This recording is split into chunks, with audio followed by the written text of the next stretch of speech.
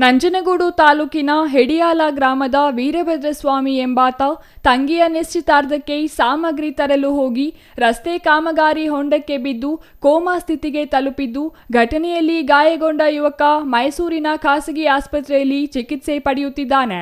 ಕಾಮಗಾರಿ ನಡೆಸುವ ವೇಳೆ ಸುರಕ್ಷಿತಾ ಕ್ರಮ ಕೈಗೊಳ್ಳದ ಗುತ್ತಿಗೆದಾರ ಗೋವಿಂದ ಗೌಡ ವಿರುದ್ಧ ಹುಲ್ಲಹಳ್ಳಿ ಪೊಲೀಸ್ ಠಾಣೆಯಲ್ಲಿ ಪ್ರಕರಣ ದಾಖಲಾಗಿದೆ.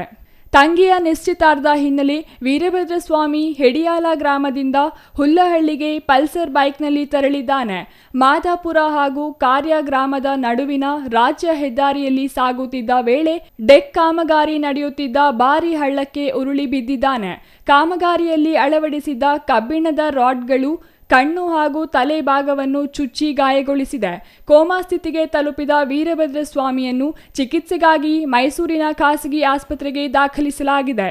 ಭಾರೀ ಪ್ರಮಾಣದ ಹಳ್ಳ ತೆಗೆಯುವ ವೇಳೆ ಗುತ್ತಿಗೆದಾರ ಯಾವುದೇ ಕ್ರಮಗಳನ್ನು ಕೈಗೊಳ್ಳದ ಹಿನ್ನೆಲೆ ಘಟನೆ ಸಂಭವಿಸಿದೆ ಎಂದು ಆರೋಪಿಸಿ ವೀರಭದ್ರಸ್ವಾಮಿ ತಂದೆ ಬಸವಲಿಂಗಪ್ಪ ಹುಲ್ಲಹಳ್ಳಿ ಪೊಲೀಸರಿಗೆ ದೂರು ನೀಡಿದ್ದು, ಗುತ್ತಿಗೆದಾರ ಗೋವಿಂದೇಗೌಡ ವಿರುದ್ಧ ಪ್ರಕರಣ ದಾಖಲಿಸಲಾಗಿದೆ.